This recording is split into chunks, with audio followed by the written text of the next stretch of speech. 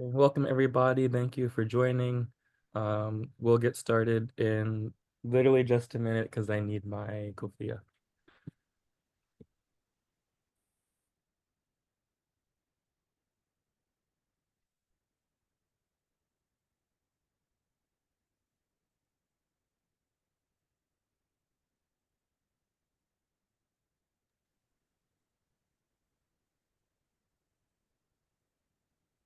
Okay, good morning, everybody. Or actually, yeah, it is morning still on the East Coast. Good morning to Not those. sure why the sound is not coming out through the speakers. The speakers where. Sorry, I thought I was muted. I was speaking to my class. We're doing this Oh, at Hunter College, and we've got about 30 students here, very excited about the oh conversation. wow. Okay, welcome, Thank you Hunter so student. much. Thank you so much. If you need a second, I'll just say some random words so you all can figure out the audio because it No, is. we do have audio. I just want to get it through our room speakers, but start when you're ready, please. Okay, thank you. Um, Yeah, so good morning, everybody. Thank you so much for joining us today. My name is Christian. I am the Operations and Programming Manager here at Eyewitness Palestine. And for those of you who are new or unfamiliar to our work, we're a group based in the occupied US, and our work is primarily organizing delegations to visit Palestine as well as hosting monthly educational webinars like the one we have today, to plug people into the activities and organizations and struggles that are happening on the ground in Palestine. And our goal is to help create lifelong advocates for Palestine and for social justice in our own communities. So we're very, very happy to have you here today. Um, I'll share my screen briefly just to show some of our upcoming events.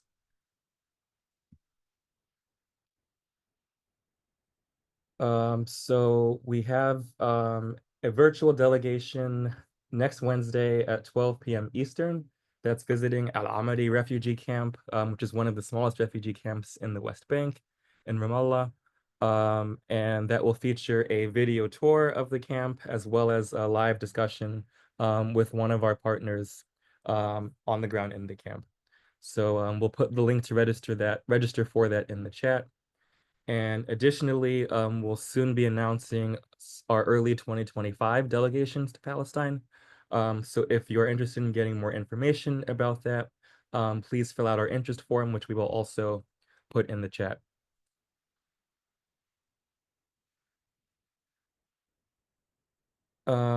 So today's event is particularly special to me because the Right to Education campaign was the group that I was able to connect with the most when I visited Palestine 11 years ago in 2013 on a delegation with Eyewitness Palestine. Um, I was very deeply impressed with just the amount of organizing and work that the students were doing, and at the time was a member of National Students for Justice in Palestine. So as a result of the relationships with the Right to Education campaign, we were actually able to organize two different tours between 2014 and 2016 and bring students from Birzeit, Quds University, and what's the university in Nablus called? Begins with an N. مزح. An-Najah University, to speak at different colleges across the U.S. Um, so it's really an honor to have, I think we have at least 6, if not 7 or 8 different students from Palestine that will be speaking to us today.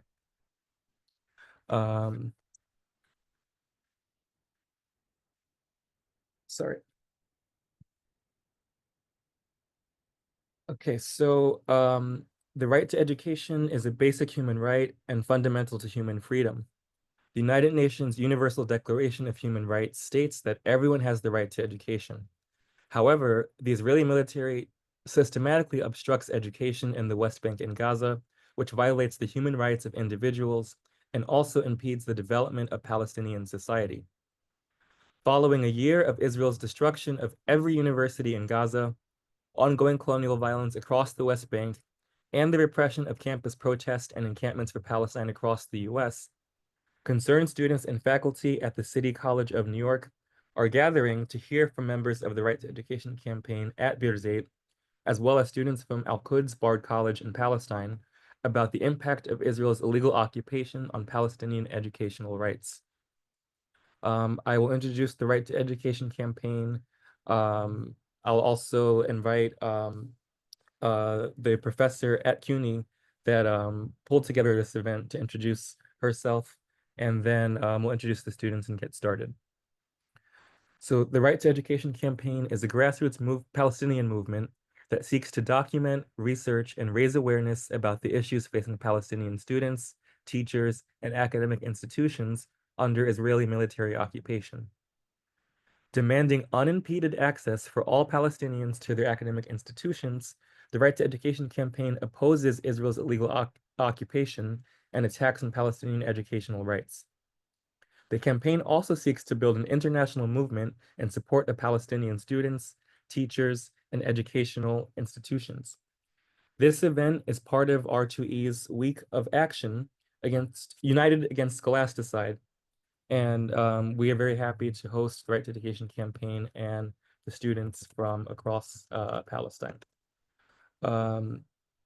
So I'd like to invite Dr. Tanzim Ajmiri just to briefly introduce yourself and why CUNY and you all were interested in pulling together this event. Thank you so much, Christian. Good morning, everyone. So I'm an adjunct professor at City College. And for those of you who don't know, CUNY has been wildly pro-Zionist, pro-Israel, anti-Palestinian, incredibly racist and Islamophobic since the beginning of, this particular genocide has begun. They've gone as far as to allow their Muslim and Palestinian and Arab students and pro-Palestine students to be threatened with violence. And they have never really jumped in to protect those students. And this all culminated in the brutal repression last semester of an encampment, a pro-Palestine encampment that was happening at City College. It was there for a couple of weeks before the administration decided to call in the riot police and brutalize and beat the protesters, arrest them. There were many, many charges against both students and faculty who were also a part of the encampment. And CUNY was one of the few schools that would not drop the charges. Other schools that were doing encampments that also got repressed, those schools chose to drop the charges against their students, but CUNY did not do that.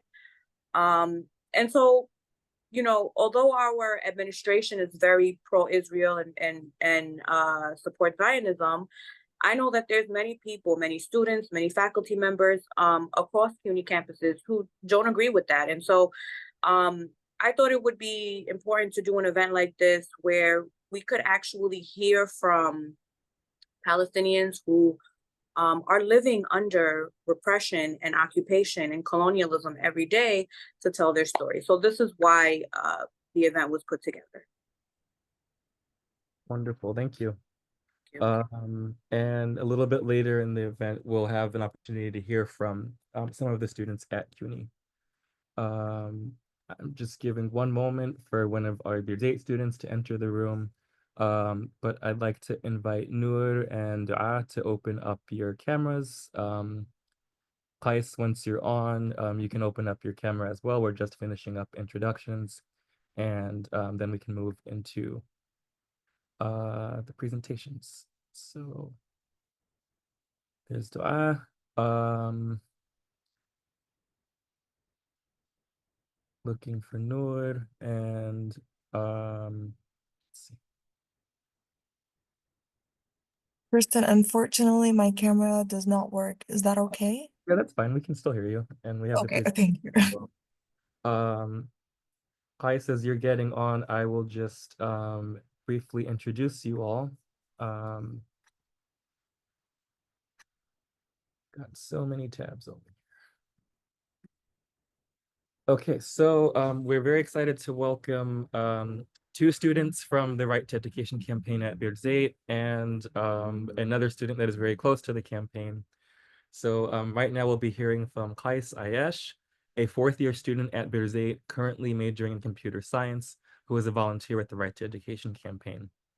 We are also welcoming Dua Yunus, who is an English literature student at Birzeit and a volunteer in the Right to Education campaign. Dua works as a part-time visual artist and is interested in the role of revolutionary art and liberation movements. Right on. We're also joined by Noor Erqat, a fourth-year student majoring in human rights and international law at Al-Quds Bard College, Al-Quds University. So I know we have a presentation from you all that I will pull up. You all can unmute yourselves and I'll follow your lead from here. Hello, everyone. Can you hear me? Yes. Okay, good evening, everyone. My name is Dua, and I'm a fourth-year university student at Birzeit University. I'm also a volunteer at the Right to Education campaign, and I would like to start by introducing to you our campaign briefly, even though you did a little bit of an introduction about it. So the Right to Education campaign at Birzeit University is a grassroots initiative that began in 1988 during the first Intifada, and it aims to defend Palestinian students' access to education under the Israeli occupation. Our mission is to document violations against students and academics and provide legal support to those who are detained. And we also work on building a global solidarity network connecting with universities and activists worldwide to raise awareness about the struggles that we face. Through this campaign, we uphold education as a form of resistance and a fundamental right for every Palestinian, despite all of the abnormal conditions that aims to normalize what's happening daily. So if I want to tell you about our main goals in this campaign, we aim to build an international campaign for the right to education by gaining advocacy for Palestinian academic platforms, freedom. And we provide legal assistance and representation to imprisoned students and academics. And we document violation of education rights in Palestine and expose these violations to the international community. We also aim to raise the voices of Palestinian students, and we insist on their right to education despite all of the daily conditions that take place. So I want to share with you a presentation. I don't know if you have it, okay? Because there are some of the slides that they're not exactly in order. Okay. Do you want Can to I pull share up? my screen? Yeah, sure. Okay. Mm, I'll make you a co-host and then you should be able to share.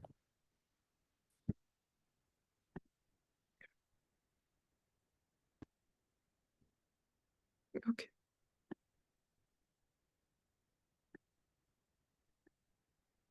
Can you see it? Yes. Okay. So as I was just saying, we insist on the importance of education and Palestinian students' rights to access to education despite everything that is taking place right now.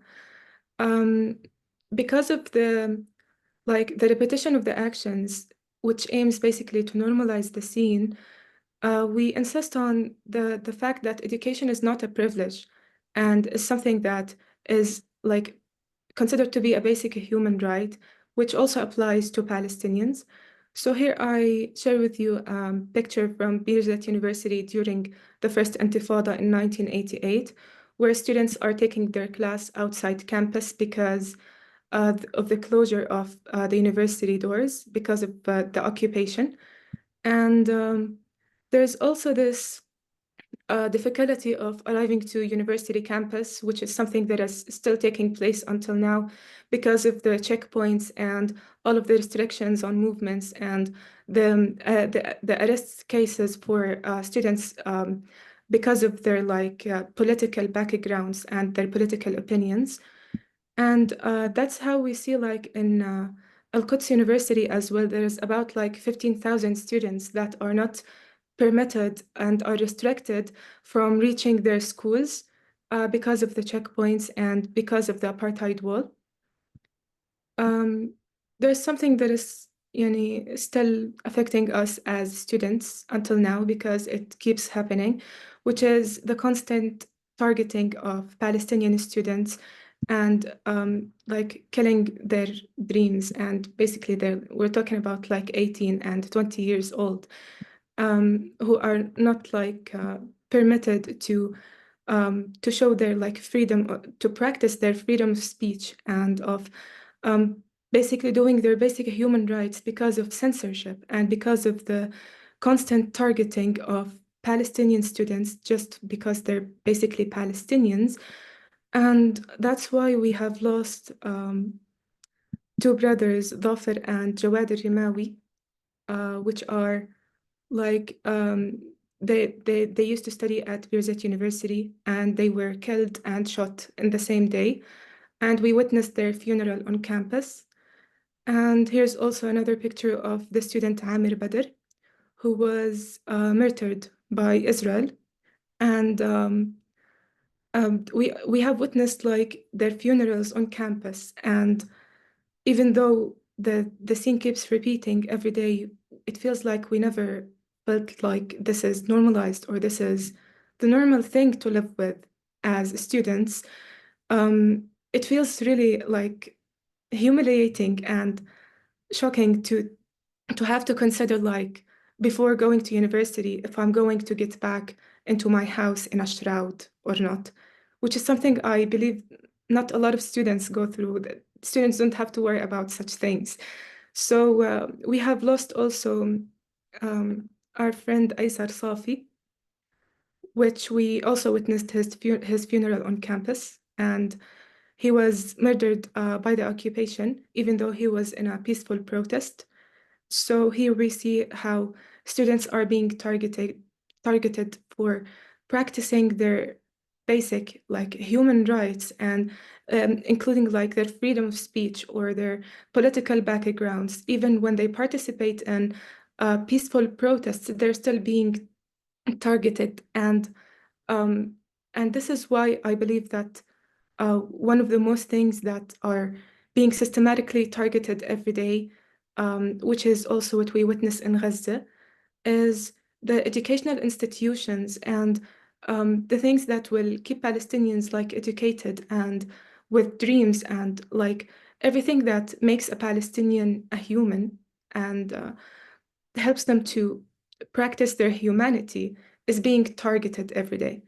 And when we speak up about what is going on, we just try to avoid normalizing the scene because silence usually tends to make something seem less bloody than it is. And yes, I believe that now Qais will start, or I think Noor will start with something more detailed about what I just have been discussing with you so far.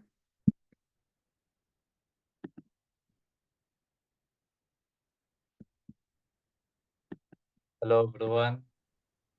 Hi, Kais. I'm sorry because I can't open my camera because it doesn't work.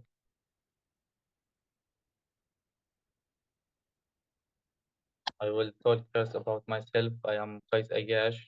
I am the fourth year in Birzeit University. I am studying computer science.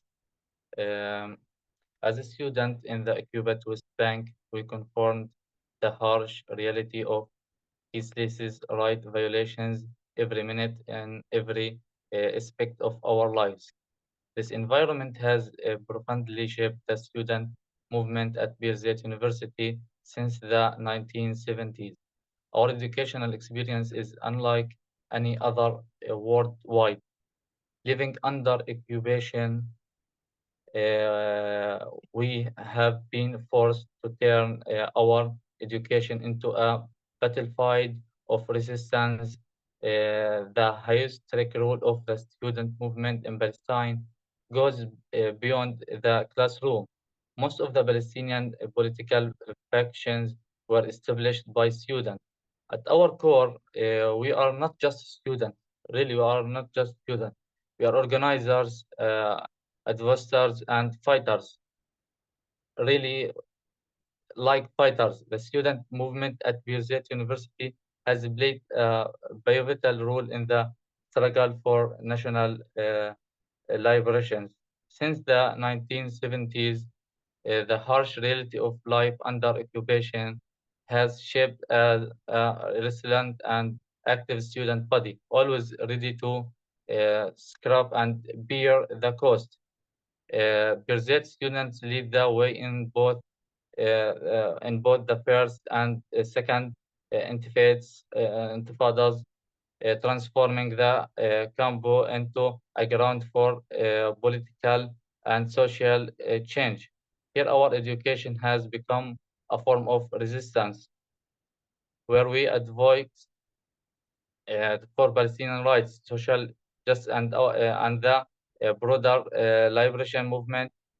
Um, in the month leading up to October, and up to 7 October, Israel forces intended numerous arrest campings targeting students and member of the student council. They also read the university, confessing books, flags, posters, anything expressing our identity and resistance. After 7 October, the situation worsened with an unprecedented number of about uh, 11,000 detainees, including men, women, children, and students. Currently, up to normally 115 male and female Birzeit students. And normally, every period, we have a student in the jail. As well as academic are detained in Israel prisons, most under administrative detention with no charge or trial.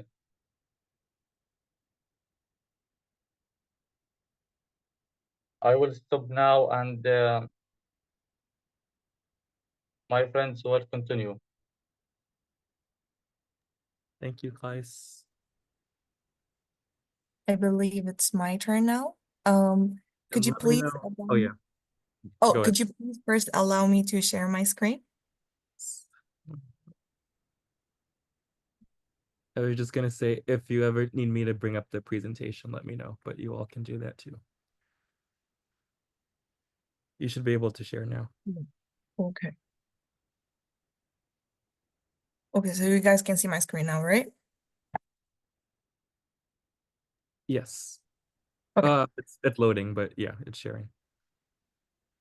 Okay, so hi everyone. My name is Noura Riqat. I'm a fourth-year student majoring in human rights and international law at Quds University. I'm here to talk to you about scholasticide as a mass destruction weapon.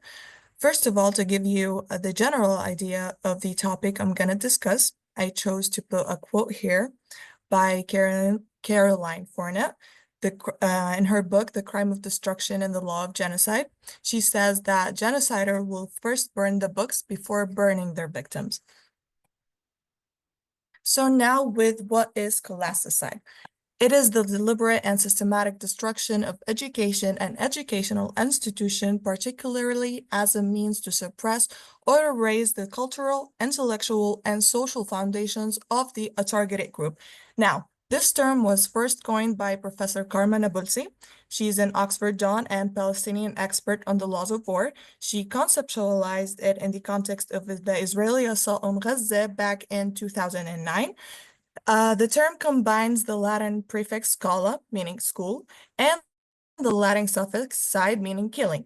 She used it to describe it, like I said in the definition, as the mass or the systematic destruction of Palestinian education by Israel. Now, what I also would like you to know that scholasticide is part of the culture and the genocide definition by the father of genocide, who is Raphael Lemkin, the one who came up with the definition of genocide. He defined cultural genocide as the destruction of cultural institutions and activities like education to prevent institutions and activities like thinking. And Scholasticides target schools and educational resources. This fits the idea by erasing group cultural and historical knowledge. However, culture was removed from the genocide definition, and the ones who argued against it were the colonial powers back then. They said that, oh, culture shouldn't be in the definition, and the reason why is because they basically didn't want to be held accountable.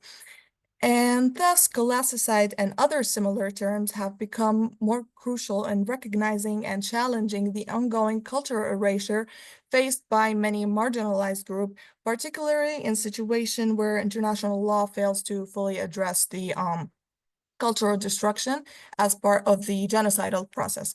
Now, I'm going to show you the elements of scholasticides. First of all, bombing of the educational institutions, like targeting schools, universities with multiple attacks. Also, the destruction of resources, like a destruction of libraries, lab, and other facilities. Also, we have here the targeted killings, especially assassination of educators, students, and school staff, harm infliction causing physical or mental harm to individual and educational settings, imprisonment, like arresting teachers, students, and school personnel.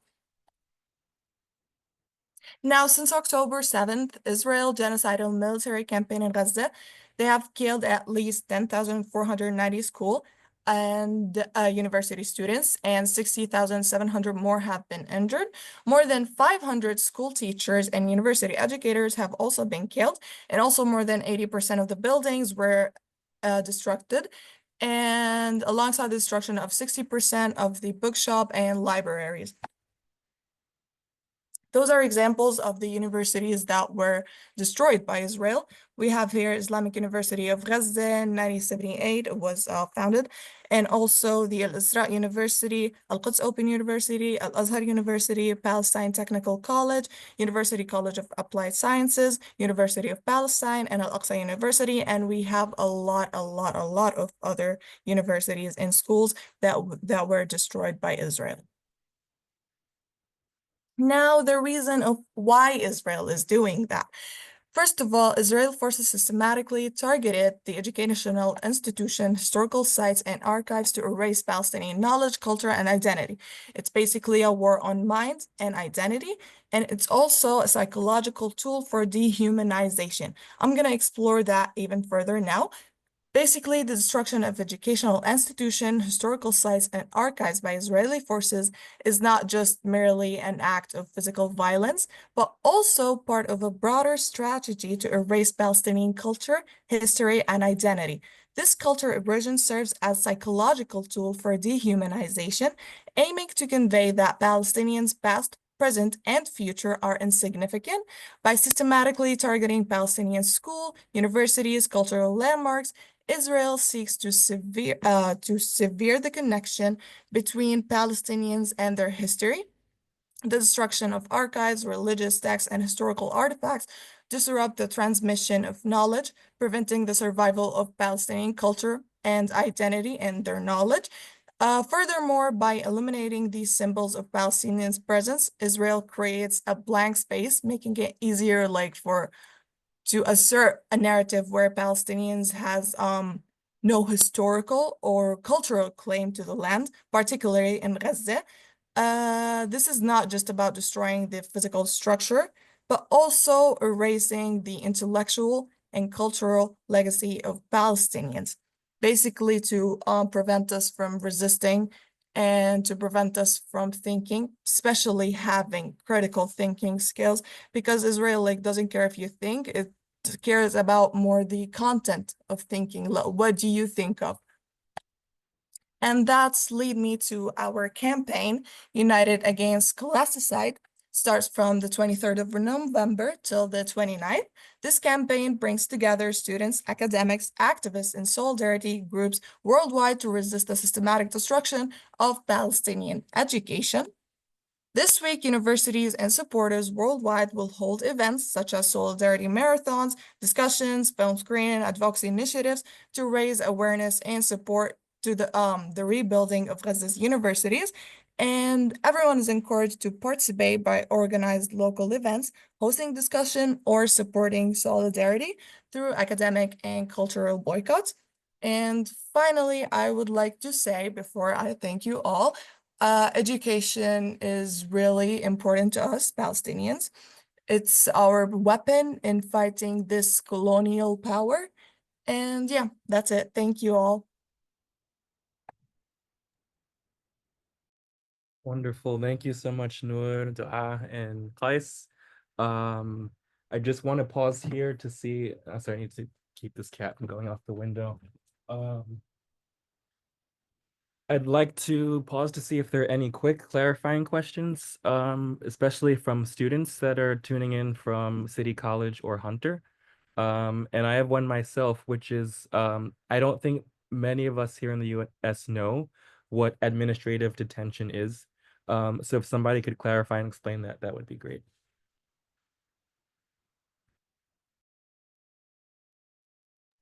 And if there are any questions, feel free to either put them in the chat, or if you're a student and want to ask it directly, please raise your hand.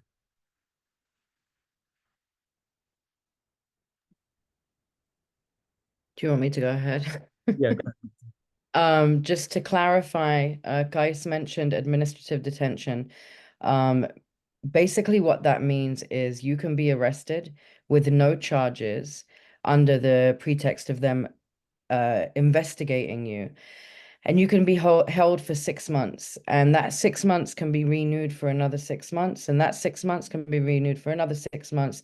And there are Palestinians under administrative detention. There are some that have been in there over 20 years with no charges. So there is no actual charge, except that the occupation forces are investigating you, and so they hold you and renew it and renew it. And there are people and children that are held for years under administrative detention. So just to clarify what that meant.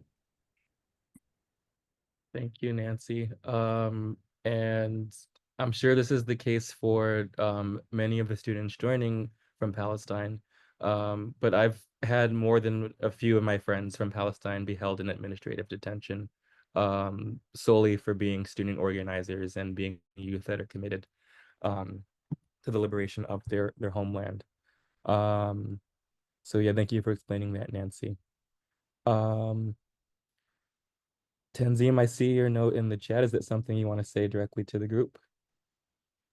Oh yeah, I was just saying, you know, the issue of scholasticide in Palestine, listening to what has happened there, reminds me so much of the backlash that we've had in this country, historically and today, against ethnic studies courses. So about 15 years ago, there was a huge backlash against ethnic studies courses in Arizona, where they were teaching Mexican American history. And today, under the Trump administration, you know, Black studies courses are really at risk of being abolished, because there's an attack on you know, learning the real history of this country. And some states have gone as far as to begin rewriting the textbooks to write slavery out of the history. So I see some, you know, similarities between the way that oppressors function, and we know that both Palestine and the United States are settler colonial societies. So I think that there is some connection there as well. Thank you. I really appreciate you bringing in those connections. So we'll move to hearing from the students from Al-Quds Bard. I'll introduce you all in a moment, and then we will welcome all the students back for a larger set of questions at the end. So thank you, Dua, Noor, and Qais.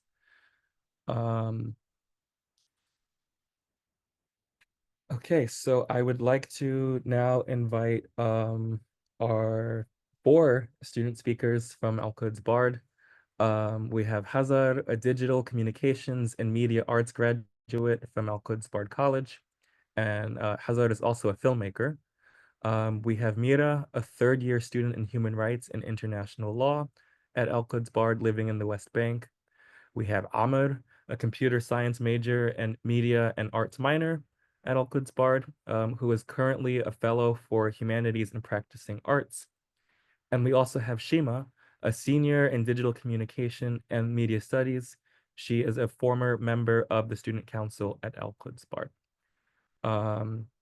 So I think this part of the conversation is a little more open-ended. I'll give each of you 5 to 7 minutes just to introduce yourselves, talk about really whatever it is you want to say about your own educational background or experiences, any challenges that you faced in a unique way or everyday challenges that Palestinians in general are facing, and anything that you'd like to offer to the students in New York that are on the call and interested in connecting with you all. And I also see that we have Qais Aissa from Al-Quds Bard, so you all are also welcome to speak. Would anybody like to go first? Maybe the person I didn't say, who is Yahya, who is a student formerly at Al-Quds Bard and is now at the CUNY system. If you want to say a little bit about that journey or why you brought the students in today. Oh, I need to allow you all to unmute.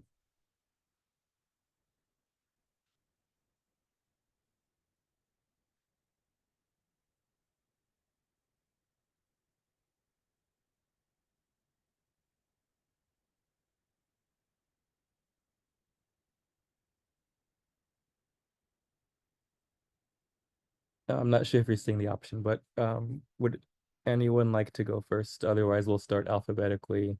Okay, Yeah, I Hazan. can start. Okay, so I'm just gonna jump right into it. The first thing that I want to talk about is the checkpoints, which Dua already talked about. But to give more of an example, so the situation was already bad before the 7th of October, but with the genocide happening, then it became more extreme in a way. I live in Ramallah, and it's like worth to mention that I'm sort of privileged to be living in this city because it's not facing as much violence by the occupation as Jenin or Tul Karam or Nablus.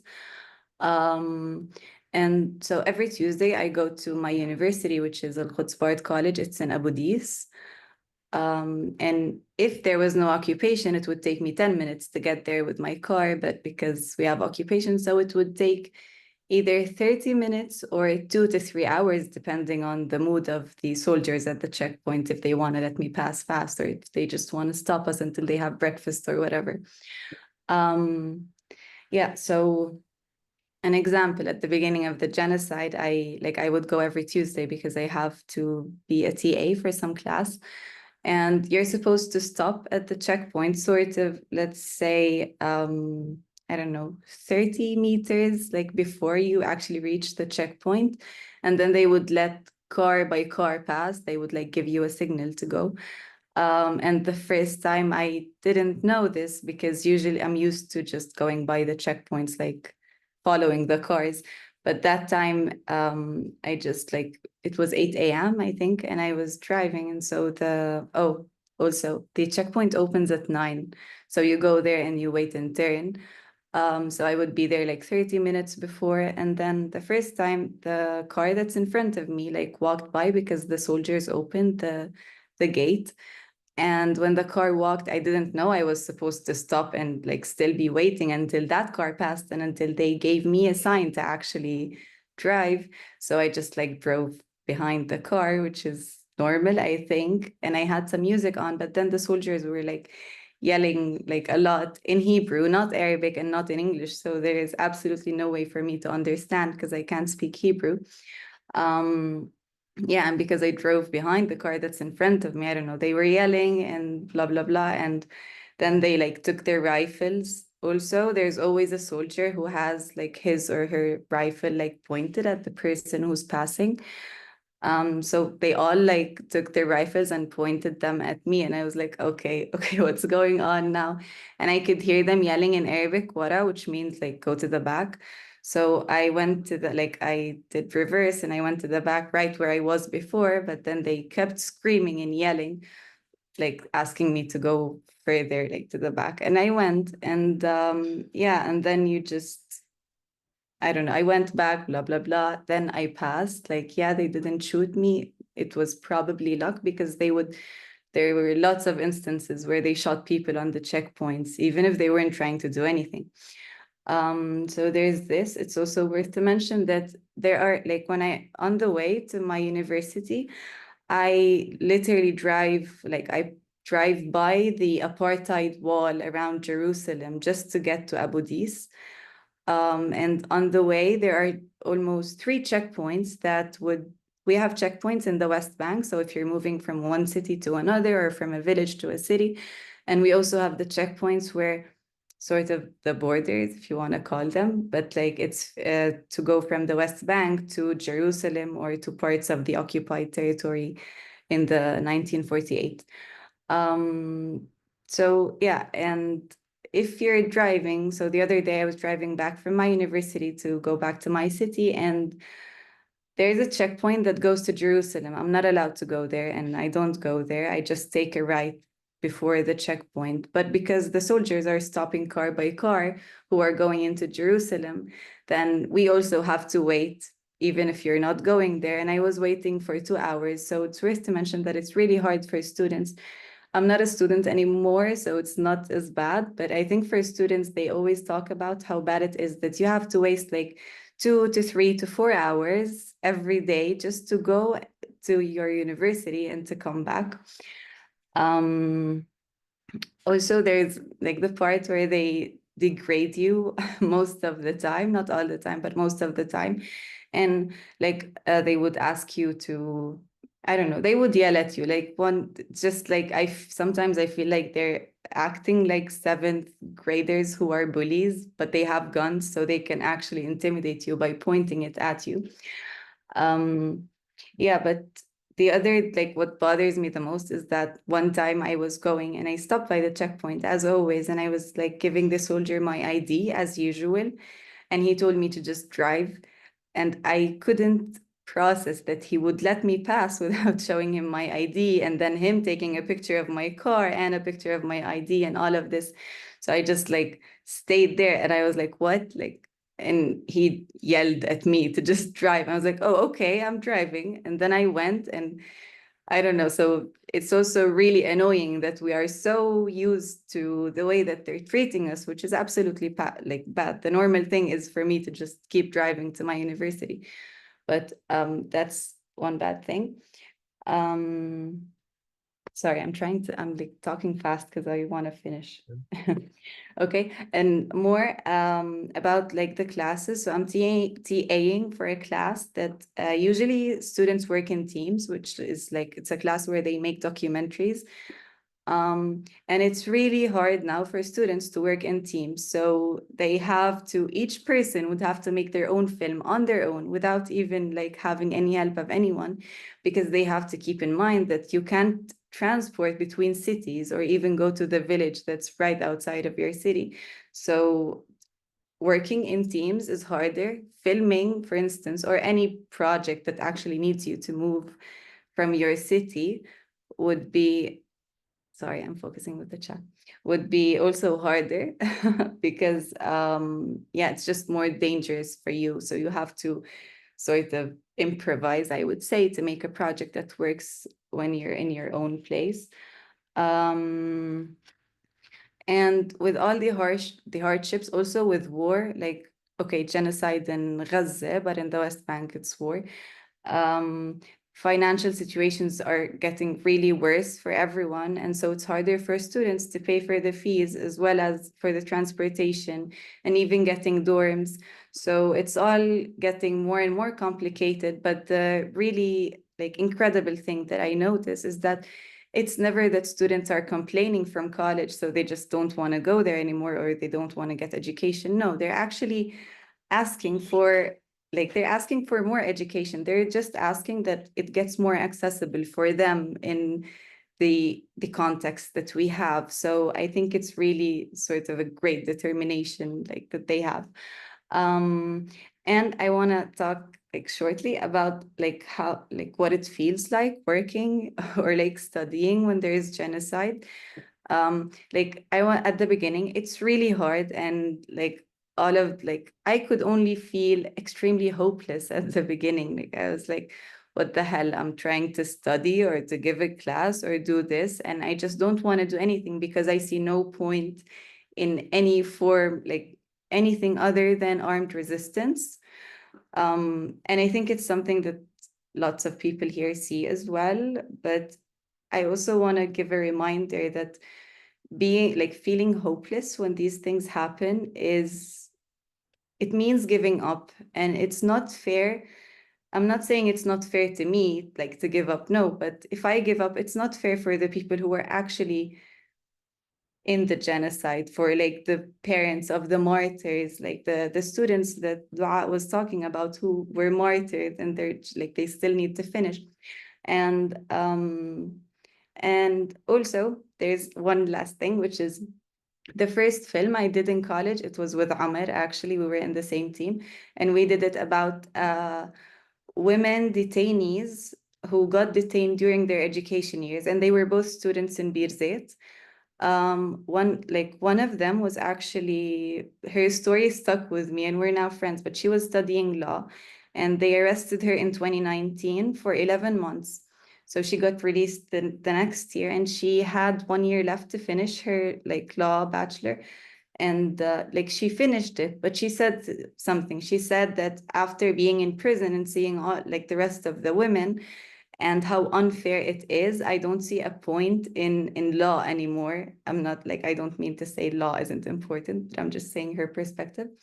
And she decided to graduate from law school, and then she started studying medicine because, and she said, I quote her, she said, I want to do something that's helpful for my people, and I will keep on doing it. And so after she finished her first BA, now she started her second BA, and now she's a third-year student in medicine. Yes, Ilya. And I think that, like, for me personally, whenever I would feel like more hopeless with the situation and with the social media, like everything we see, the people you hear got detained and your friends and everything, I just think that I sort of get the power that I have from the stories that I've learned about other students and other people who kept fighting and fighting to, yeah, that's it. I'm done now. Thank you so much, Hazar. Yeah, some people are just putting in the chat. It's really helpful to hear such a detailed narration about the simple task of getting to one's university. Thank you, Hazar. And we'll hear from you again during the questions. I'm now going to invite Amar to speak for 5 to 7 minutes. The floor is yours. Welcome, Amar. So thank you for having me. So when I was a student, also at the Quds board, on a regular basis, we would like suffer from tear gas from the IOF forces. And we would hear a lot of stories about the student body, people getting detained, people getting like suffocated from the tear gas while in lectures. And they always targeted the Quds University because it's so close to the upper tide wall. And they even seizured like parts of the campus, and like now they cut off half of the road to the university. But now I'm a fellow, and I have to go to the university on a daily basis from 8 to 3. And for the last like month, I haven't been able to meet that deadline. So I would never come to the university at 8 or come home at like 3:10, which would like in 10 minutes, it's all I need to get to the university because of the checkpoint that we have that separates the south of the West Bank from the north of the West Bank. So the container, that's the name of the checkpoint, has like I just want to say a couple of my experiences going through it on a daily basis, and the students. They have been targeting the AQB, like the AQU student, like the Quds University students, and they just want to disturb the education process there. So like it's normal if I go to the container and sit for 2 hours, and then when you reach the container, like the checkpoint where the soldiers are, who are like 18 or 19, as Cesar said, they're just like kids.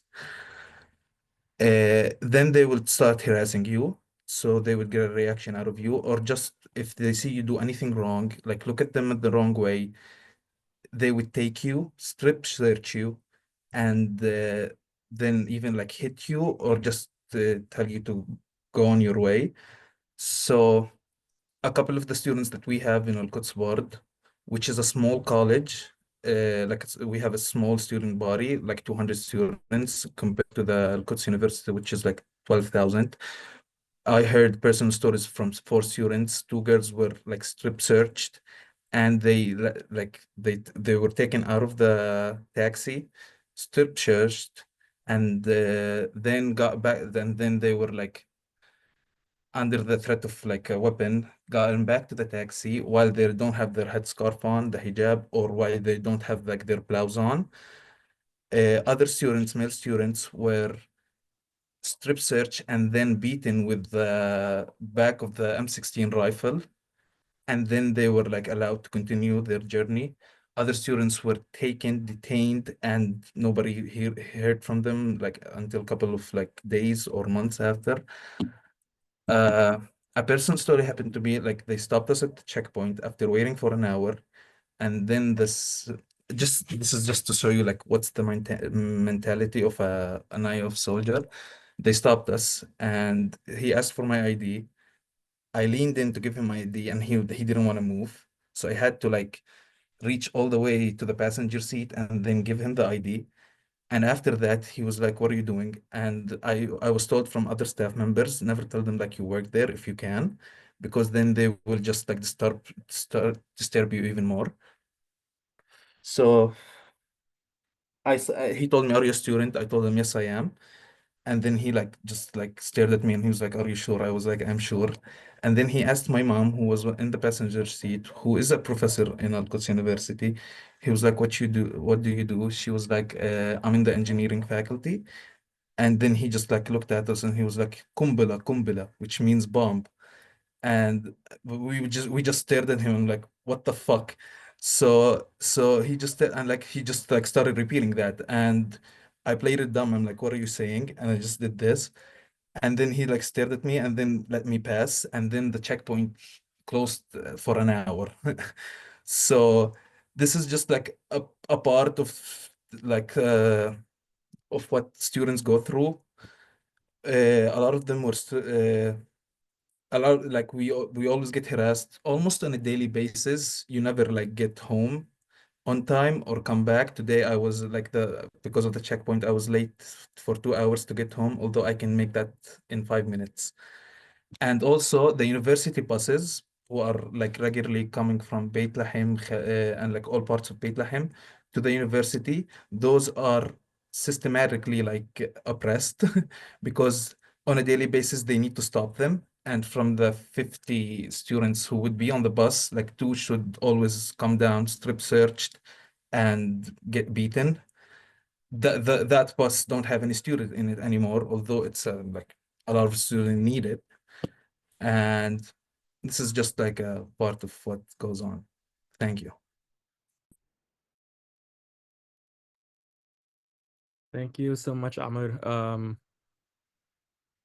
I honestly, I don't have words for, yeah, just how awful those practices are of harassing students at the checkpoints. But it's very helpful to hear both your experience and your classmates' experiences. I would now like to invite Shima to join us and speak.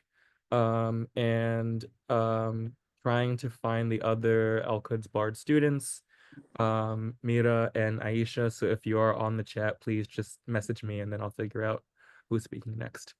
But welcome, Shima. Hi everyone, it's Shaima actually. I'm a senior student at Quds University. I'm actually doing my SP right now, and it's supposed to be a film. I'm also a former member of the student council at the Quds University. I live in Bethany Al-Azariya, which is like literally right next to Abu Dis, where the university is. I'm sorry about that. But it does not help with everything that is going on. Al-Azariya is an area C, so that means that the soldiers are in and out, and they are just horrible, honestly. They can come at any time they want, they can go at any time they want, and a lot of people, a lot of loved ones have, as Hazar said, she mentioned her experience at the checkpoints.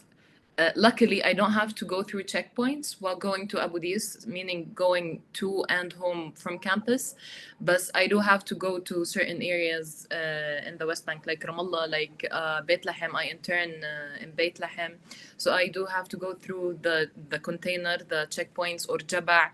And the soldiers are just teenagers. They are, depending on their mood, they can like close the checkpoint, they can like search car by car, each car that goes through the checkpoint, or they can just like be in a good mood and not do that. So in Al-Azariya, since it's a area C, the soldiers are there all the time, and campus is literally right next to the apartheid wall, as Amr said, and soldiers are there all the time. For some reason, since they destroyed the street that is right next to campus, they haven't made like a lot of appearances. But before the 7th of October, it was like a routine for them to come next to campus, throw gas bombs. I took a course last semester with the Ananda students, and we had a project to do, and I chose to do a project about like the gas bombs that are in campus. Still, they were still in campus, right next to the IT building, and I counted like about 50 plus gas bombs. It was literally a routine for them to come next to campus and for fun throw gas bombs, or حتى to come inside campus, and we would like flee the campus. We wouldn't know what to do, honestly, because it was such a routine for them. But besides them coming and interfering with the educational process in campus, the things that my colleagues already mentioned about the checkpoints, whether it was container or Shaba', because I have to go there for a lot of things.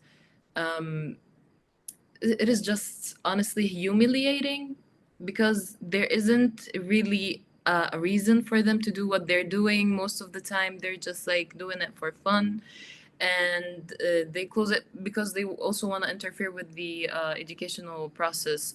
They also target a lot of Al-Quds University students. One of our students from Al-Quds part actually is in prison right now, and there's this thing that is called i'تقال إداري, which is like you don't have an actual reason to be in prison. You're just a threat for the Israeli country, for Israel.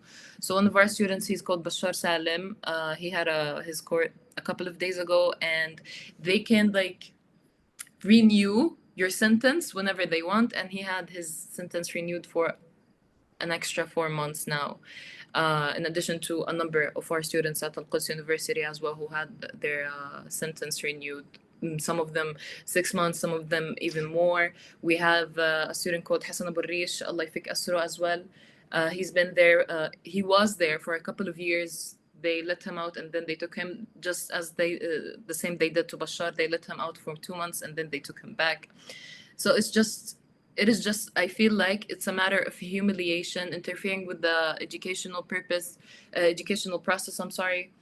And for me, it hits home, because all of this is happening in all of the West Bank. But for me, I live right to the right next to the apartheid wall. So this is me, and this is Jerusalem. Literally 5 minutes between me and Jerusalem. But I have a green ID, which means I cannot go there without a permit. So it's like either the checkpoints or the, what do you call them, checkpoints to go to Jerusalem, or the 48 occupied lands, or to, I'm sorry, I'm focusing with the chat, or going from one place to another in the West Bank, or even just going to college. my town being literally right next to campus, but it's always such a process to go to campus and home. So it's such a struggle being like the apartheid wall being there, the soldiers being there all the time, the gas bombs. A couple of years ago, we had a cafeteria in campus, and they burned it down for fun with their gas bombs. It was all gone, all burned to ashes. And yeah, that is about it. Thank you so much, Shima. Again, I'm really happy that we're able to have you on this call and hear about your experiences. And yeah, I don't think many of us understand the geography here. I might pull up a map in a moment just to show how close Birzeit and Jerusalem and Bethlehem are to each other, because it really should not, in a free and liberated Palestine, would not take this long to travel between any of these cities. Absolutely not. And the fact that I live literally next to the apartheid wall, it's like next to it. I used to go to school in Jerusalem when I was little, before like the whole process of the apartheid wall was complete. And then I had to go to another school, which also sucks because it just interferes with all of the aspects in life, not only the educational process, but also the hospitals, everything in between. It interferes with literally everything. So yeah. And there's a quick question for you. Can you repeat what the IOF burned down? Yeah, we had a cafeteria. We called it Al Hiznawi. It was on campus. One night, they were just randomly, it wasn't even day. Like, they had literally no excuse. It was nighttime, and they threw gas bombs and bombs, also sound bombs. There's this stuff called sound bombs. They were throwing it at campus, and the whole cafeteria caught on fire, and it all burned down to ashes. So, yeah. Great. Thank you for clarifying that.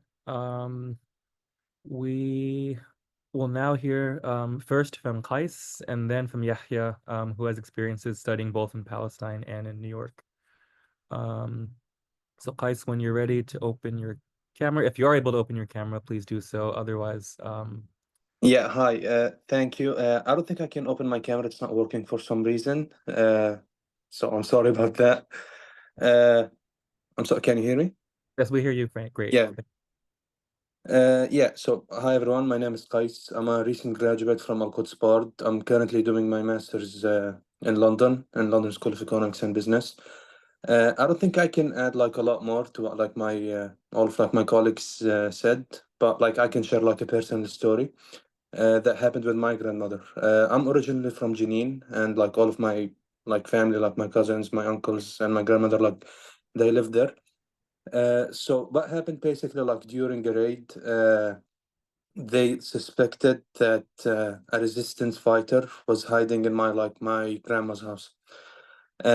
So they raided her house. They burned down like the first floor with like also like bombs. And then they went up like to the second floor where like she was staying. And at that time when it happened, like before she passed, she was like I think 97-year-old, so like very old. Yeah. So what happened is when they raided, they had like full canines, like the dogs, like the police dogs with them, and like the dog basically like got unleashed to my grandmother and like ripped almost like half of her hand. Yeah, so that's just like one story that happened. Can also like share about like the perspective about like being like moving from Palestine to like the West basically, and how like Palestinians are often like dehumanized.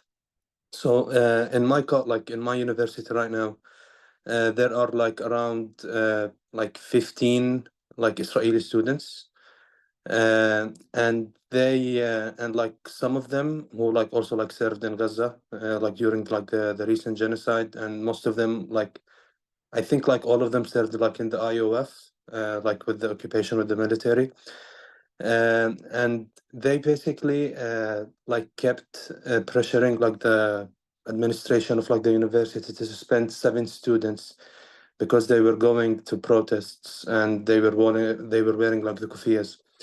And the whole reasoning, and the university actually like suspended the 7 students. And the whole reason, like they claimed, they linked it like to a terrorist attack that happened in London, because they claim that they hear him screaming Allahu Akbar, which means like God is the greatest.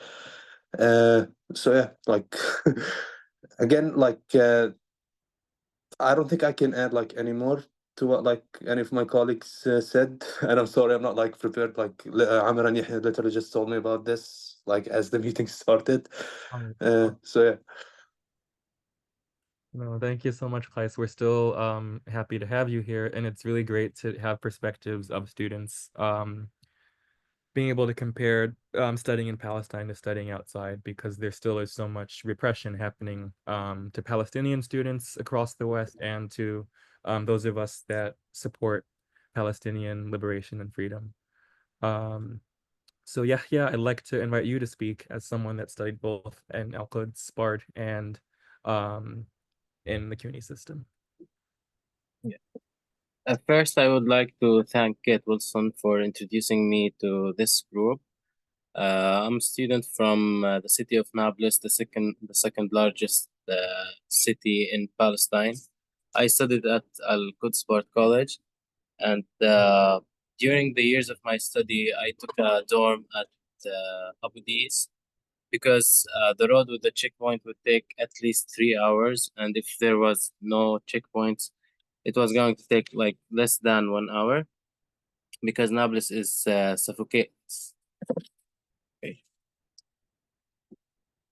Nablus is suffocated with many Israeli settlements. And also after I graduated, I had to, when I got accepted at the master's program here in the City College of New York, I had to apply for a visa. And to apply for the visa, I had to go to Jerusalem, and going to Jerusalem requested me to get a permit.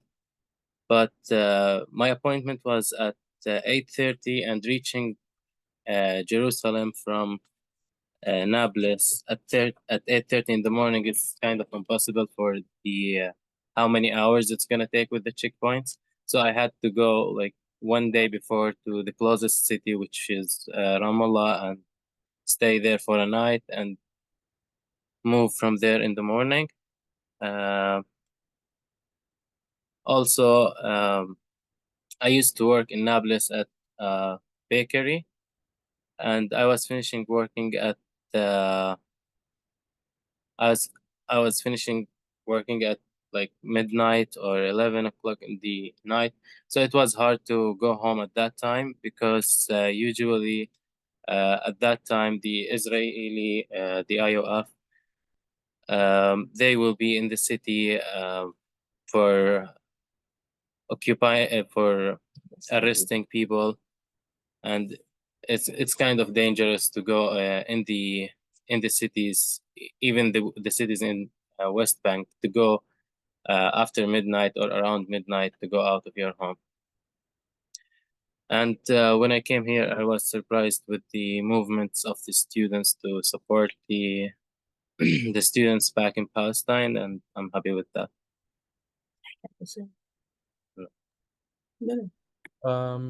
Is there anything you'd like to say about what you all witnessed on campus last year during the protest or during the encampments? And I will also just say that I live very close to City College, and like I can see you all from my window. The police had shut down. The campus runs through a residential neighborhood in Harlem in Upper Manhattan. And after the encampment started, the police had shut down this major avenue to residents and students for maybe 2 months. So in order to walk from one end of the street I live on to another, I had to show police my ID and say, I live here, I'm trying to walk through. And sometimes they would say, okay, go through. Or sometimes they would say, no, you have to take a detour and walk around. But I also saw the students being tear gassed and arrested from the roof of my building. And this is all to say that the impacts of the repression of these protests and encampments don't just target students, they target entire neighborhoods, and they make Black and brown folks in Harlem that are already vulnerable to police harassment or violence, they subject us to even more of that.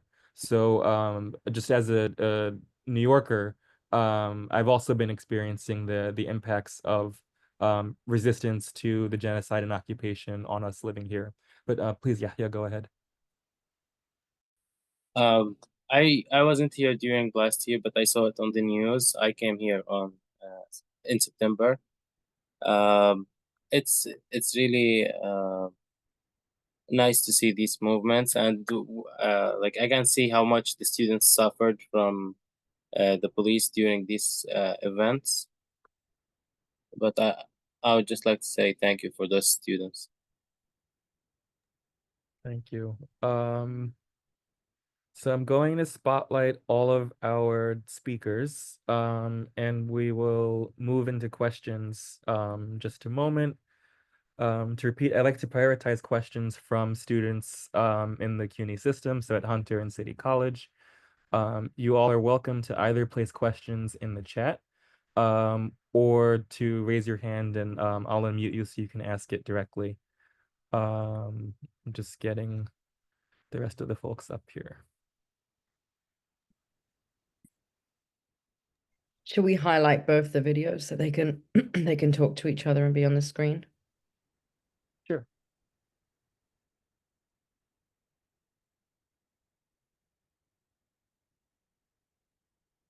I'm just missing one or two of the speakers.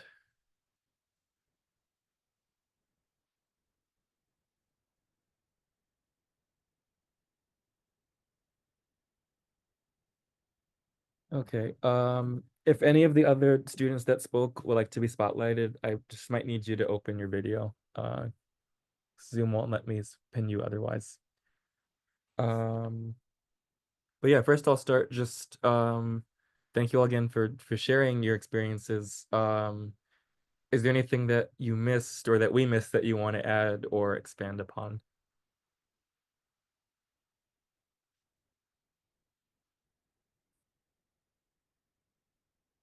And I see we have a question. Irene, is the student with you? If so, I can unmute you.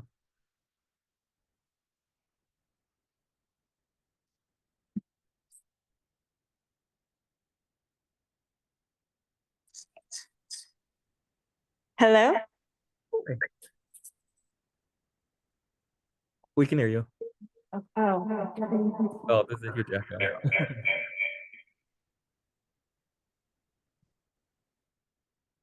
Feel free to try again.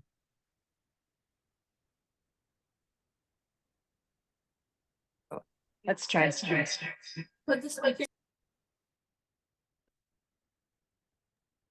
All right, yeah, the feedback is pretty bad. So maybe if you can try putting your question I in think the this chat. is better. All right, hello. That is better. Yeah, go ahead. Hi, my name is Istiak. I just had a quick question regarding the movements that we try to do here in New York, for example. Do you guys feel the effects back home in Palestine when we do try and protest on the streets? We do the best we can here. Obviously, we're not there with you guys. We can't help you over there. So I just want to know if there is an effect, or is there anything that is spurring a movement there from our efforts here?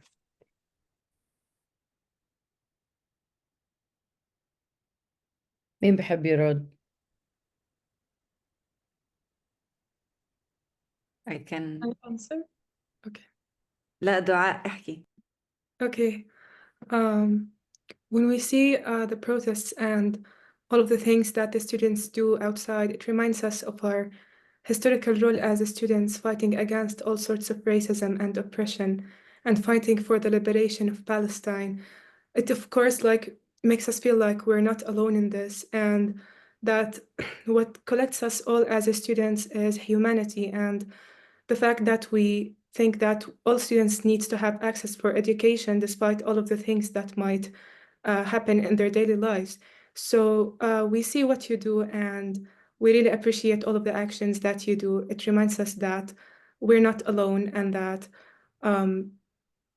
people are not normalizing the scene and the things that are taking place in Palestine every day, by remaining silent about it, because it's not something that should be normalized. And we appreciate everything, and we stand by your side, and thank you for everything.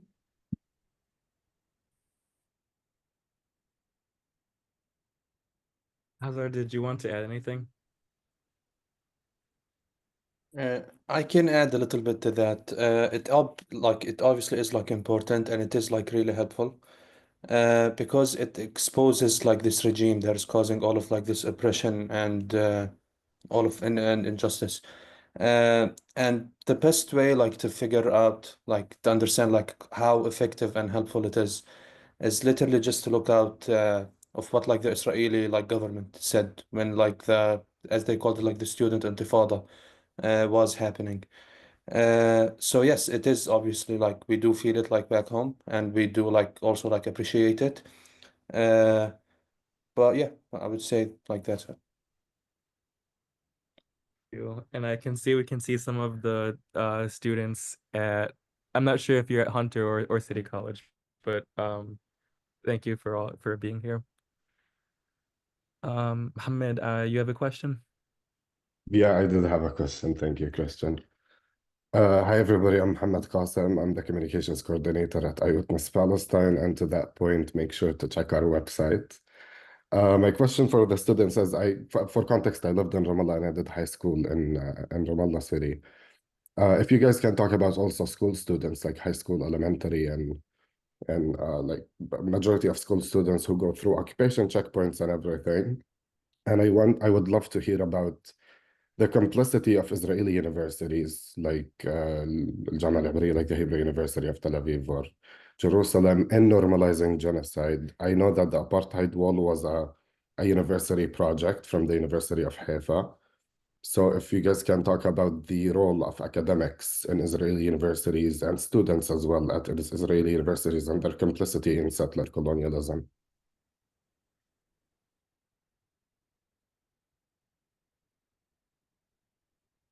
Ahmed, I'll pass it to whoever wants to answer.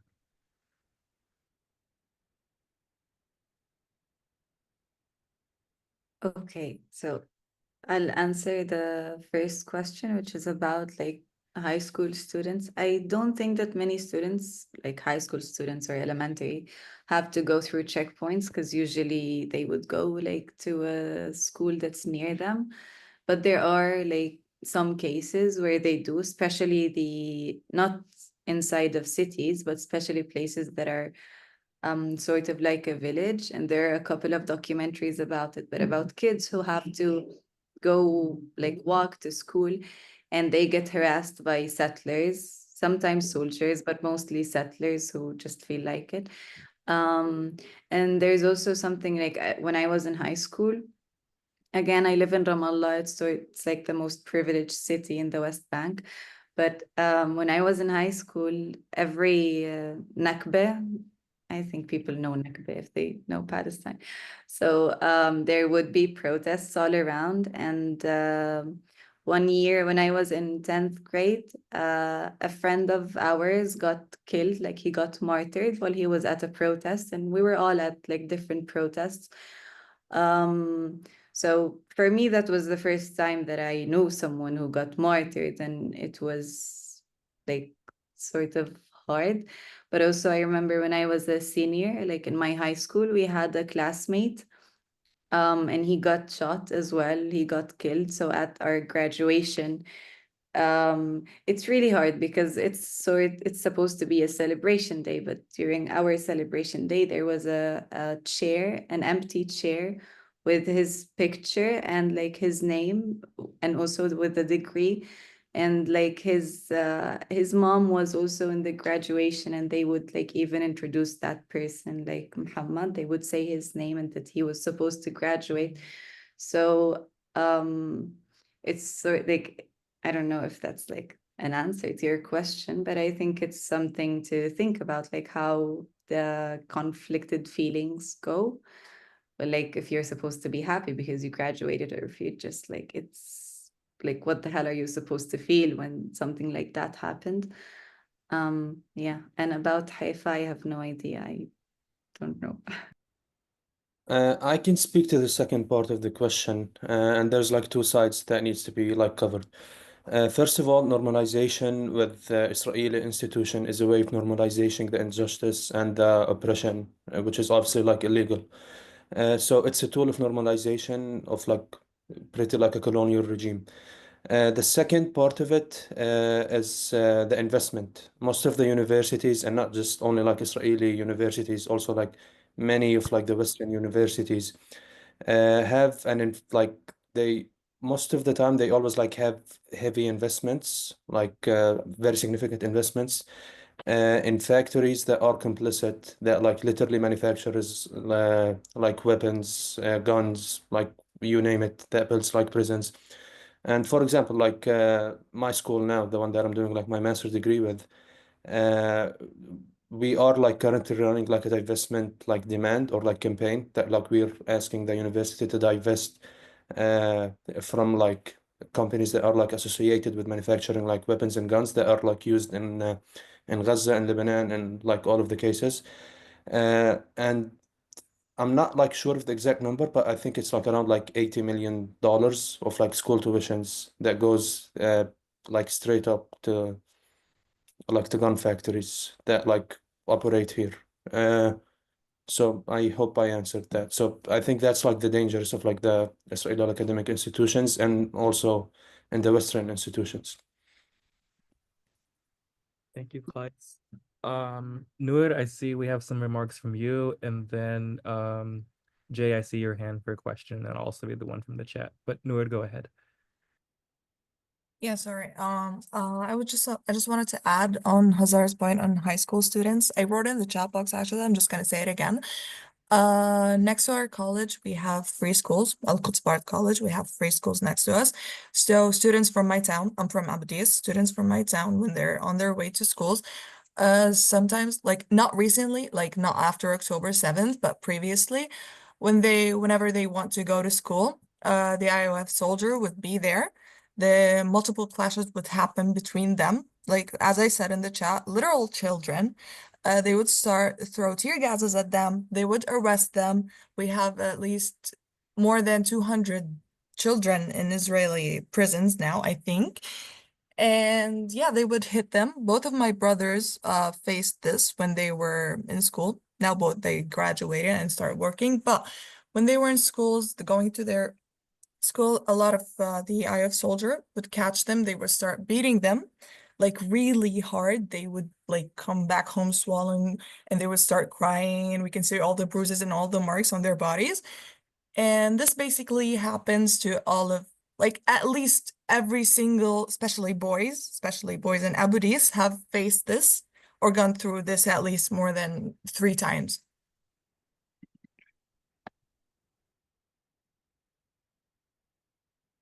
Thank you, Noor. Shima, I see you. I'm prioritizing the student speakers, so I'll go to you for your response, and then Jay will get your question. I just wanted to ask something that Noor talked about, which is like students, especially who get attacked. And I just wanted to bring up someone who was killed here in Al-Azari, because people in Abu Dis, especially Abu Dis and Al-Azari, but Abu Dis, they're targeted for some reason. They're very politically active, but they're also very, very targeted in Abu Dis. One of like a family friend of ours, his name is Faiz Damdoum, Allah yarhamu. He was a student. He was supposed to be he's supposed to be 19. If he was alive with us today, he would be 19 years old. He was only 17, and يعني it's just in literally inside of every person here who lives, or especially like guys who live here in Palestine, it's in them whenever they see people or soldiers عم يقتحموا or interfering with their towns, throw rocks, or يعني small things that they do, but for some reason it really like triggers the soldiers, and it's always faced with bullets. يعني if they throw rocks, it's faced with bullets. Faiz, Allah yarhamu, was like a student. He was going home from school, and there was a bunch of soldiers, a bunch of jeeps, and they were just in the town, and he started throwing rocks along with a lot of people. But the soldier, the female soldier who killed him, she meant to kill him. They do mean to kill. They don't mean to like for self-defense or anything. She shot in a place where she meant to kill the guy, where she meant to kill Faiz. She shot him right here. So like she meant to kill him. He was just a boy. Like what is a rock gonna do to you and your Jeep? It's not gonna harm you or your Jeep, for God's sake. So I just wanted to bring up Faiz, Allah yarhamu, because I always like to talk about him. His story is really touching, and he's also a close family friend. He was so yeah, Allah yarhamu. Well, thank you. And just to say, so again, in 2014, I was part of National Students for Justice in Palestine, and we worked with the Right to Education campaign to bring 10 students from Birzeit to the US for a 2-week speaking tour. So we split them into 5 different groups.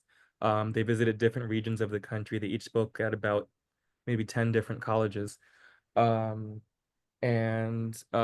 orientation for that tour, we started them in St. Louis. So this was in 2014, which was the last big war in Gaza, as well as the year that Mike Brown was killed by police and his body left to lie in the street for 4 hours, which sparked the Ferguson uprising. And the students came to St. Louis about 3 months after the uprising. So they were able to visit Mike Brown's memorial. They were able to meet with members of the Palestinian community in St. Louis that were standing with the Black uprising in Ferguson. And they also were able to attend a vigil for another 18-year-old Black person named Bonderet Myers Jr., who was killed by police a month before, and able to offer their solidarity to his family and his friends and community members. And so those students, after they went back to Palestine, held events on their campus to educate people about the conditions of the Black struggle in the US, to talk about opposing racism both in the US but also in Palestine. And one of the most moving things they did was raise memorials for Mike Brown and other Black martyrs, and placing their pictures alongside the memorials they had for student martyrs at Birzeit. This is just to say that our conditions are united across the world, that we mourn our Palestinian youth and student martyrs at the same time that we mourn our Black martyrs here in the States. And yeah, I'm really happy that we're able to build these connections between students across borders. Jay, I'll take your question, and then Kate, I'll read yours. Yeah, thanks. Great presentation. So I'm a education worker at CUNY. I'm also active in our union, and many of us, some of us, have taken seriously the call by the Confederation of Palestinian Unions to mount the BDS campaign and job actions at the universities and, importantly, at the ports where they're delivering the arms for the genocide, to take actions. But we face, pushback from some sectors of our members and leadership in particular. Oh, we don't want to do this. It'll divide the union. It'll make us more vulnerable for attacks from the right. And that argument has kind of been doubled down since Trump's election. So we're continuing that fight. But I'd just like to hear from any of you, what kind of message can we deliver to our members that promote these kind of arguments for not mounting any solidarity in the face of this deepening genocide and ethnic cleansing? Thank you, Jay.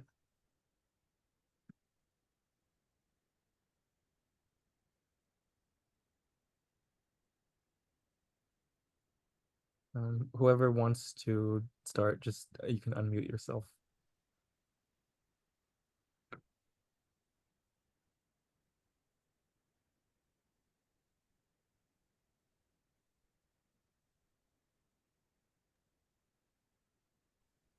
And I can also add in, I'll just add in the question in the chat, which is, have any students or the organizing groups written up accounts like the ones you've shared today? Have you, or would you want to publish accounts in Arabic or in English in different publications?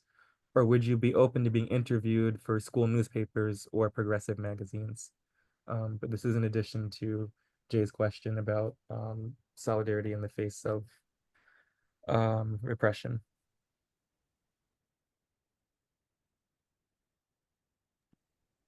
مين بحب يرد؟ مش I كل am مش كل so يتأهل. I'm Uh, sorry, but can you sort like rephrase unless someone wants to answer because I couldn't really get it. I can do, should I do mine or do you want answers to Jay's first? I was asking about Jay's, but like whatever you guys are talking about now. Yeah, Jay, will you ask him one more time? Yeah, sure. So just what kind of, so we're getting pushback from some of our reactionary members that we shouldn't take action, job actions, and other workers take job actions against the genocide, which the unions, the Palestinian unions, the larger movement in Palestine has called on the international working class, and particularly in the United States, to take job actions. And we've gotten pushback. Well, this will divide the union. Some of them don't support that. This will open us up for more attacks from the right, particularly under Trump. So we're, pushing back against these kind of arguments, but I'm just wondering if you had, some kind of blurb, one sentence line of a message from the students on the front lines of the struggle in occupied Palestine to some of our members who are reticent or opposed to taking actions. I would say like call for more escalation, specifically like in the period that like we're living in and at this like stage of the genocide. Like Palestinians can't really like afford like to de-escalate like now. Like the genocide like is happening, and I would say like you have to hit him like where it hurts, basically. So when they're like basically like annoyed or like trying to push back, the whole point is to try to like to push harder. So I would say like probably like more escalations. As for like the talking points, I don't think that like at this point anyone like at this point it wouldn't make sense for anyone to be like a denier of like what is happening now. Like we are witnessing the most well-documented genocide in history. And yeah, like again, I think it's gonna depend like on the context of like exactly like which unions, like which particular area like are we talking about. But like my message would be like more escalation. Thank you. Hazar, we'll move to you. Yeah, actually, you can go ahead. Yeah, okay. I want to add to Qais's response. Like I agree with Qais, but like I'm gonna like say it in different words maybe. And it's that well, I live in the West Bank and it's not going through a genocide like Gaza, but what I can say is that like the worst thing that I can think about like is happening.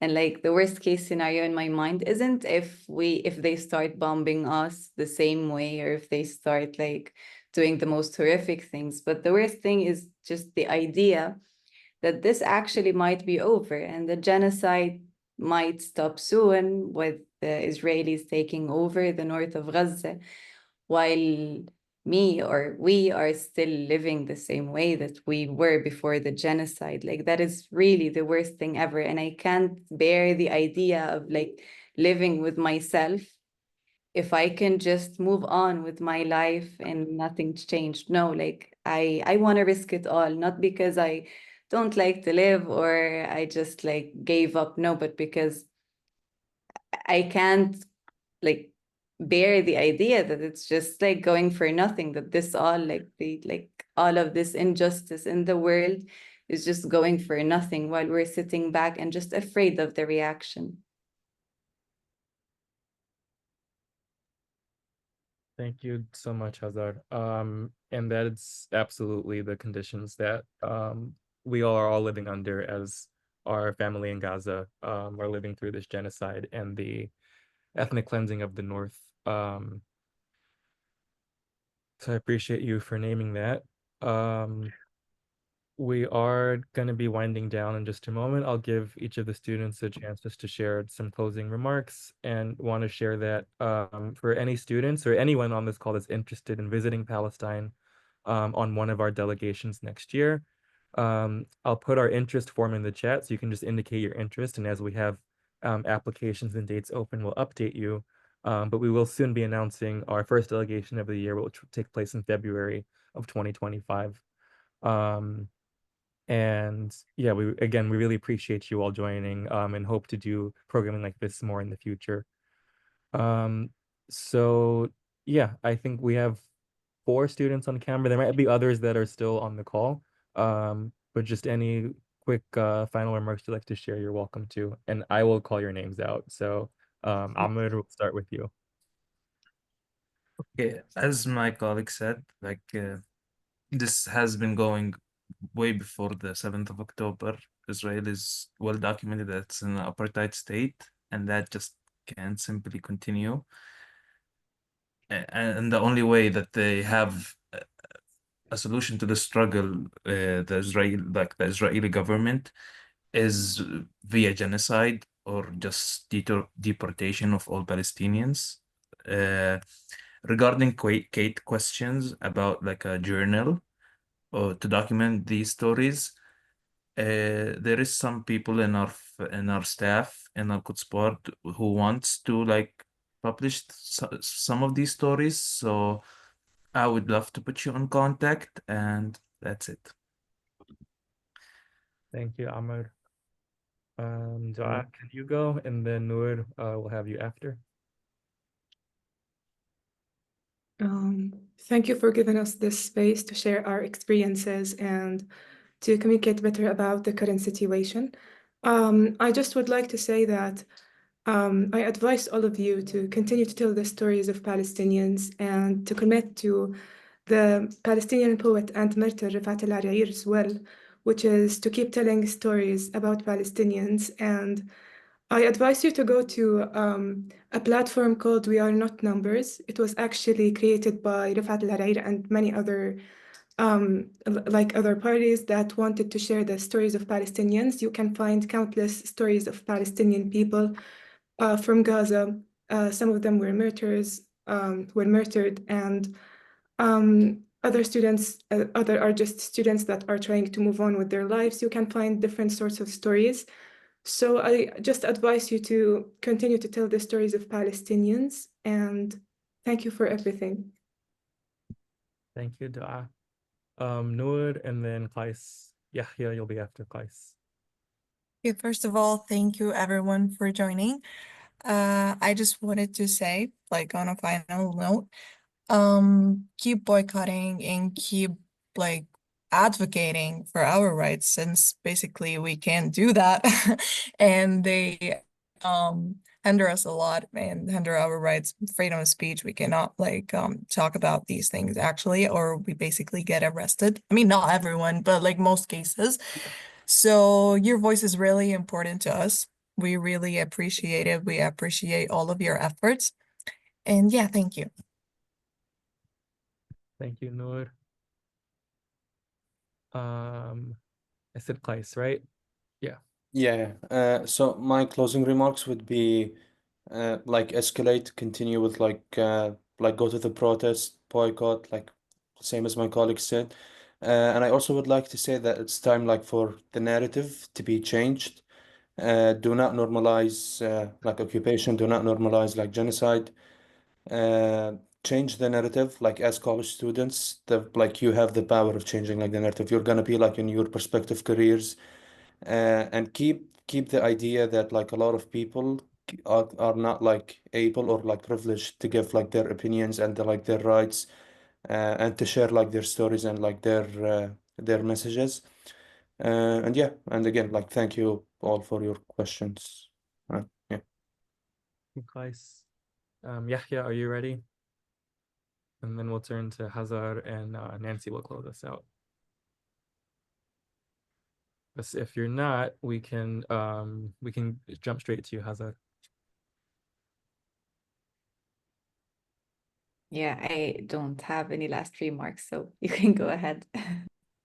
All right, Nancy, would you like to close us out? Yes. Hi, Salamat. Bilshwalat. For those that don't know, I'm Nancy Mansour. I'm the executive director at Eyewitness Palestine. I just wanted to add a few things. Escalation. I've been saying this. If we can't stop the money going for the weapons, shut down the weapons factories, shut down the people making the weapons, join PAL Action. They are all over the world. Join PAL Action and use your privilege to be able to stop the weapons going to murder our people. PAL Action is they do trainings and everything. You can go look them up, PAL Action, PAL Action. And like the students said, escalate. I wanted to just add two things. One is if you're interested in supporting students in Palestine, this past March I went to Gaza, and the one thing that all the kids kept saying is, I want to go to school, I want to go to school. Susan Abul Hawa from Playgrounds for Palestine went in a week before me, and we've been supporting her new school called the Phoenix Writing Elementary School. We are supporting 1 month of operations. It's got 120 students, but 120 is better than none. So it's, you know, one of the few places that is operating and giving young folks some sort of hope and schedule in life. So if you're interested in supporting the Phoenix School, if you're interested in supporting us, support them, please get in touch with us, info@eyewitnesspalestine.org. We'll put that in the chat for you. And again, it's called the Phoenix Writing School in Gaza. And then the only other thing I wanted to say is maybe just really quickly, I know we're closing, but it's really important for people to, because I don't know if people really comprehend like the struggles of students in Palestine. And one thing that was super interesting to me that I honestly didn't know till I spoke to Sundus a few months back was that I know in Birzeit, I don't know if it's the same in Al-Quds, but in Birzeit, they get students have free legal free legal services. Is that correct? Because of how much the occupation comes in and arrests students. Can someone just quickly touch on that? It doesn't have to be long-winded, بس يعني شوي إنه يفهموا إنه لوين وصلنا إنه عندنا محامية للطلاب. You know what I mean? I really want to get that point across. Is there anyone that can touch on that for us really quickly? And I appreciate everybody being here. This has been beautiful. Does anyone want to talk about this?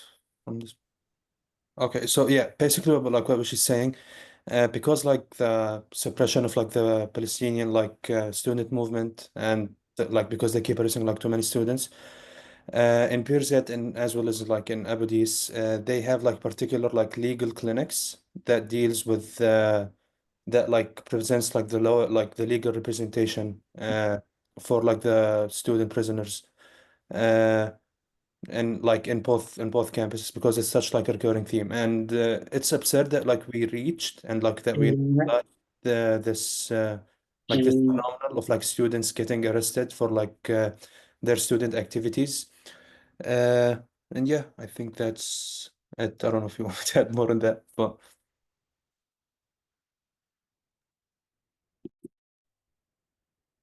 Thank you guys. شكرا. الله يعطيكم العافية. Yeah, يعطيكم العافية. So again, thank you for joining. As we close out, I just want to share our upcoming event next week.